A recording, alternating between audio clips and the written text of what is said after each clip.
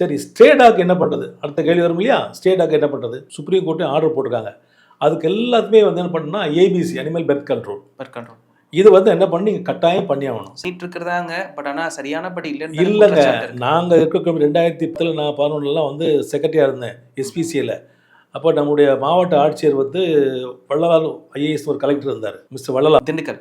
ஆமாம், திண்டுக்கல் கலெக்டர் இருந்தார். அப்போ அவங்க நாங்கள் ஜாயிண்டாக வந்து நிறையா பண்ணோம். முனிசிபல் மெடிக்கல் ஆஃபீஸரோட சேர்ந்து இந்த ட்ரைவ்லாம் பண்ணோம். நிறைய வந்து கண்ட்ரோல் பண்ணோம். அதுக்கப்புறம் அது ப்ராப்பராக இல்லை. இது ஒழுங்காக பண்ணியிருந்தாலே, நான் என்ன சொல்ல 10-15 வருஷம் ஆச்சு, இதெல்லாம் ஒழுங்காக பண்ணியிருந்தாலே ஒவ்வொரு பகுதிகளிலுமே தமிழ்நாட்டில் பல மாவட்டங்கள் இருக்குது, சிட்டிஸ் இருக்குது, இதெல்லாம் ப்ராப்பராக பண்ணியிருந்தாலே இவ்வளோ பாப்புலேஷன் இருக்காது. அப்போ என்னென்னா இதை முறையாக பண்ணலன்னு அர்த்தம். இதுதான் யதார்த்தமான உண்மை. கட்டாயம் என்ன பண்ணணும், அனிமல் பெர்த் கண்ட்ரோல் பண்ணிவிட்டு அதை ஷெல்டர்ஸில் கொண்டு விடணும். அப்போ தான் ஏது குறிப்பு எவ்வளோ காலத்து வரைக்கும் இருக்குங்க சார்? இல்லை, ஒரு டாக்னுடைய லைஃப் டைம் வந்து 14 16 வருஷம் இருக்கும். புரியுதுங்களா? நான் அந்த அதுக்கப்புறம் மொத்தமாகவே ஷெல்டரில் போட்டணும் அப்படின்னு ஷெல்டரில் வைக்கலாம், இல்லை திருப்பி விடலாம்.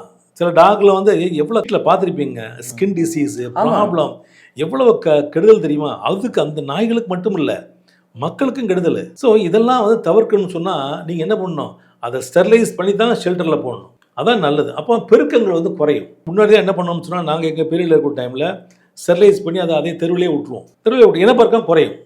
அப்படியும் பண்ணலாம். அப்போ இனப்பெருக்கம் வந்து நிறையா இருக்குது, எக்கச்சக்க டாக்ஸ் இருக்குது. அப்போ என்ன பண்ணணும்னா அதை ஷெல்டரில் விட்டு தான் ஆகணும். இது எப்படி ஷெல்டரில் மெயின்டைன் பண்ணலாம்? அடுத்த உங்களுக்கு ஃபைனான்ஸ் உங்களுக்கு வேணும் இல்லையா? இப்போ நீங்கள் 10 கோடி கலெக்ட் பண்ணியிருக்கீங்க டாக் ஓனர்ஸ் வந்து வீட்டில் இருந்து, அந்த பணத்தை நீங்கள் வந்து இந்த ஷெல்டருக்கு மெயின்டைன் பண்ண பயன்படுத்தலாம். இது இல்லாமல் மத்திய அரசாங்கம் வந்து ஃபண்டு கொடுக்குது. இப்போ கோசாலா இருக்குது பார்த்தீங்களா? கோசாலா என்ஜிஓ நடத்துகிறாங்க. இந்த கோசாலாவுக்கு வந்து என்ன பண்ணுறாங்கன்னா சில ஃபண்ட்லாம் கொடுக்குறாங்க, ஹெல்ப் பண்ணுறாங்க அந்த பசுக்களை பாதுகாக்க வேண்டி. அதே மாதிரி இதுக்கும் நீங்கள் வந்து கொஞ்சம் ஃபண்டை யூஸ் பண்ணலாமே. ப்ளூ கிராஸ்க்குள்ளே ஃபண்டை கொஞ்சம் இங்கே டைவெர்ட் பண்ணலாமே. வந்து ஸ்டெர்லைஸ் பண்ணி அதை என்ன பண்ணுங்கள், அதே இடத்துல கொண்டு விட்டுருங்க. இது மாதிரி சில வழிமுறையில் பண்ணால் ஒழிய நீங்கள் வந்து அந்த டாக் மெனேஸை வந்து கண்ட்ரோல் பண்ணவே முடியாது. இதே தானே சார் அவங்களும் சொல்கிறாங்க, இதெல்லாம் செய்யுங்கன்னு தானே சொல்கிறாங்க. ஆனால் அடைச்சி வச்சிடாதீங்க, மொத்தமாக அதை திருப்பி கொண்டு வந்து விட்டுடுங்கன்னு தானே சொல்கிறாங்க. அப்போ இது சிக்கல் இருக்குன்னு தானே அர்த்தம் நடைமுறையில். அதான் சொல்கிறேன். அதாவது வச்சிடாதீங்க, சிக்கல் இருக்குது அப்படின்னு நீங்கள் சொல்கிறீங்க. இப்போ பெட் டாக்ஸ் வச்சுருக்காங்கல்ல, அவங்களும் வந்து வீட்டுக்குள்ளே அடைச்சி வச்சுருக்காங்க. எல்லா ஒரு அனிமலும் வந்து கொல்லக்கூடாது, அது தப்பு. ஆனால் அந்த பெர்த்தை கண்ட்ரோல் பண்ணணும். அதே சமயத்தில் அதுக்கு வந்து உரிய உறைவிடம் உணவு கொடுக்கணும்.